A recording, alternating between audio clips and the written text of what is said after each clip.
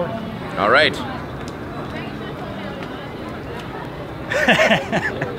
I freaking hate being on the camera. As you guys know, it's what I talk about every single freaking time I do one of these. The intro is awkward, right? It's always awkward. The intro and the outro are the hardest parts. So today, kind of impromptu little lesson here. I realized as I made these plans weeks ago with Maddie Conrad. Oh, welcome, Maddie Conrad. Hi, everybody.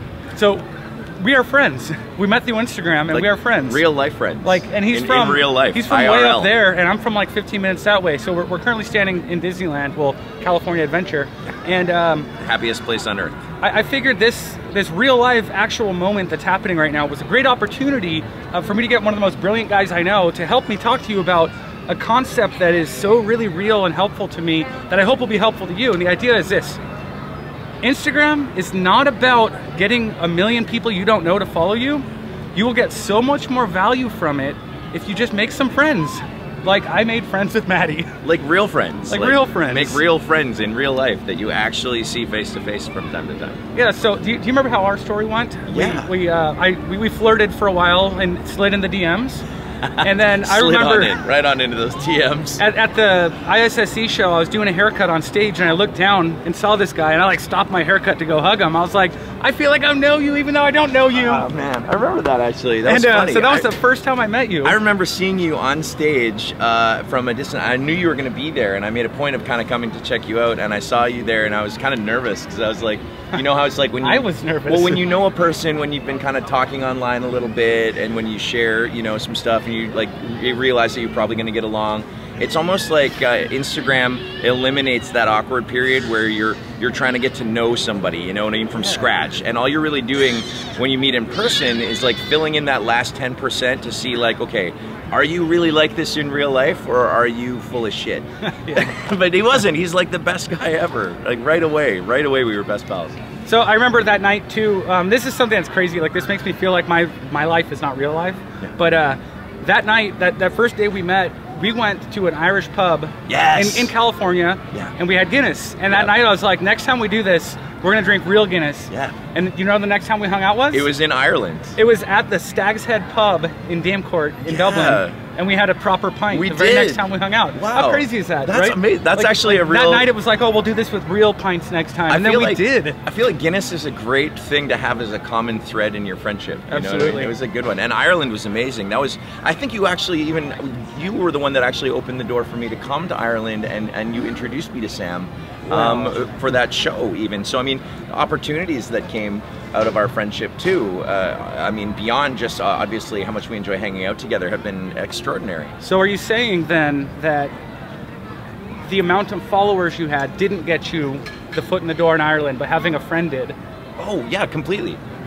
I don't know if that's the point you're trying to make, but that's what I heard. It's hugely, because I think the thing about it is that we look at Instagram followings as kind of the end game. It's like that's the finish line, that's what you're trying to achieve, and then once you have it, you'll have made it. But the thing about it is that your career isn't just a finish line, a short sprint. It's a marathon, and all things like an Instagram following, or awards, or anything like that you'll achieve in the industry, they're a springboard.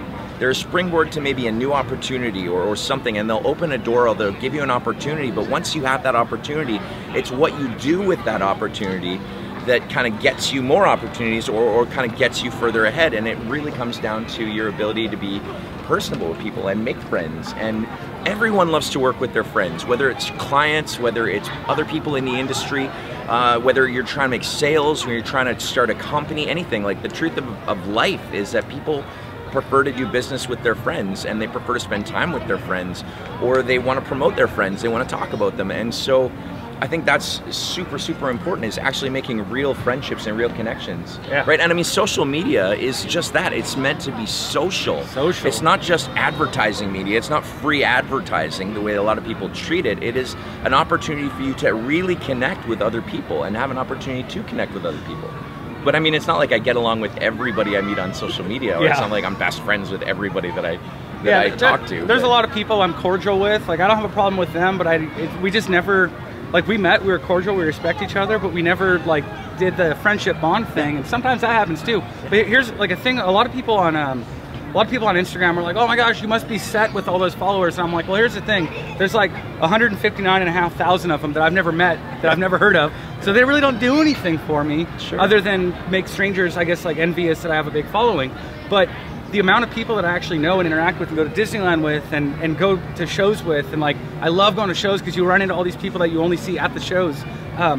That number of people for me is no higher or lower than him, and it's no higher or lower than, like, Renji's a good example. He's got like 10,000 followers. That's not like a huge following. It's pretty big. Oh, he's amazing. But Renji knows everybody. Yeah. Mari DeMonte, like, she Yeah. is connected with everybody, but Yep. she doesn't have a big following. Yeah. And so, like, I guess point being, ignore the vanity numbers, ignore the follower count. Yeah. You know, let somebody else worry about that, but you worry about the people you know and the people you can actually interact with and hang out with. And not because, like, oh, I know this guy so he can give me a bump in my career somehow. It's not like that. It's like, if you don't have the, he just said this a minute ago about the clients, but like, if your clients aren't actual friends, how much do you enjoy your job?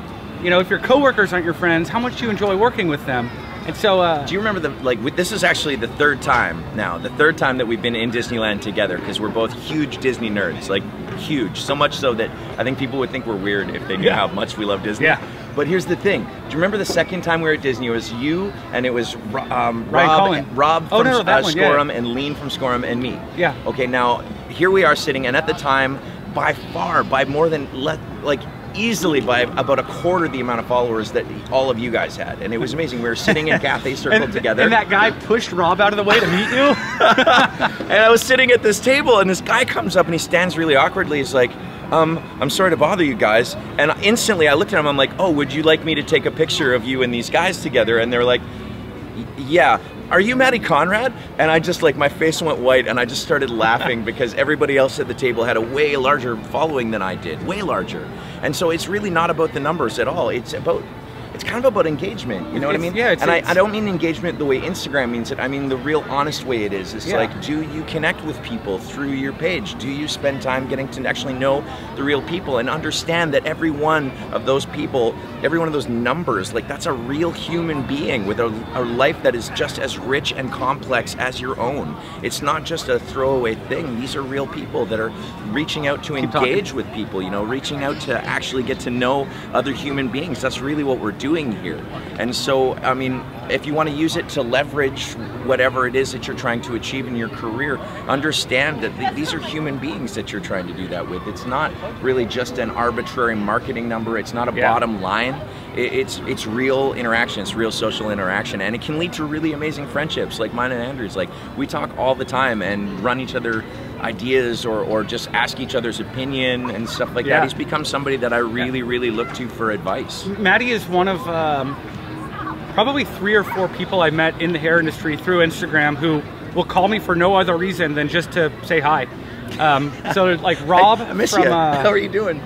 Robert Braid, he's another one. Like, he calls me for no reason, and I freaking love that. And don't you love when Rob calls and he's like, look, hi, I'll be quick, and then he's never quick. And then he's never it's quick. Never like 45-minute conversation. Hi, yeah, just really quick. But it's like, I love him. Yeah, classic. But yeah, point being, I hope this meant something to somebody, anybody. If this means one thing to one person anywhere, then it was worth our time to do it. Yeah. And just ignore the vanity numbers and look through your following and go, who do I know? And go buy that person a drink and go buy them nachos, because that's what it's all about. You know, having the numbers, we imagine it'll make us feel whole and complete and connected, but it only takes one friend to do that. And I encourage you guys to go connect with those one friends. Yeah.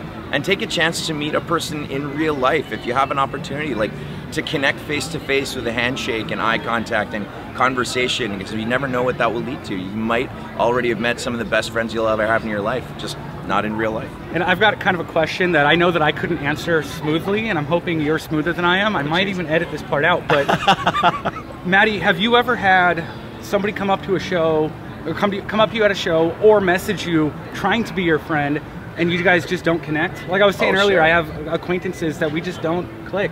Yeah. So like, you know, if we're telling these people, hey, go out and make friends, get in our inbox and be friends, but it just doesn't happen. What it comes down to for me is perception of agenda, if that makes sense. It's like, you can kind of tell when somebody really wants to be your friend because of what they can get from your friendship. rather than just because they earnestly think that they have something in common with you and you might really both get something out of like your shared common interests. And that's really what makes us friends. Yeah. And it's not at all like just it's that like we do hair. Even if the whole world went bald, we'd still have something in common. Yeah, if we weren't doing hair at all, we'd still be friends. And I think that's really important because I think a lot of people will want to be friends for their own selfish purposes. If you want to reach out and make a friend with no agenda, and make a friend with just the idea that you have common interests, common goals, that you matter to each other, that you're inspired by each other, whatever it is, or just that you have a great sense of humor with each other, a really good way of speaking to each other. These are things that people love, you know, common interests are things that people love about each other. Finding common ground is the most important thing about making friends, whether it's with your coworkers, your clients, your industry cohorts, whatever it is. It's really just about finding that common ground and sharing that love of something, even if it's Disney, you know what I mean? Or even if it's whatever, tacos. History or World War II or tacos. Oh my God, tacos. We've had good tacos together. But that's really it. And so I think that when you're wanting to make friends, you have to make it with no agenda. And so I have had people that have wanted to be friends that have come up and really, like, you know, been really in my face, but you can kind of tell when somebody wants something from you or if they just like you for who you are. Yeah, okay. Yeah, you answered that beautifully. I couldn't have said it that way. Okay. No, this is my opinion. Oh. But yeah, we're gonna go and enjoy the rest of Disneyland now. So thanks a lot, you guys. It was like really nice to get to meet you, and I'm really glad you follow this guy because honestly, he's a legend. And beyond the fact that he cuts brilliant hair, he's one of the best human beings I've ever met. So you're following a good man. Stop.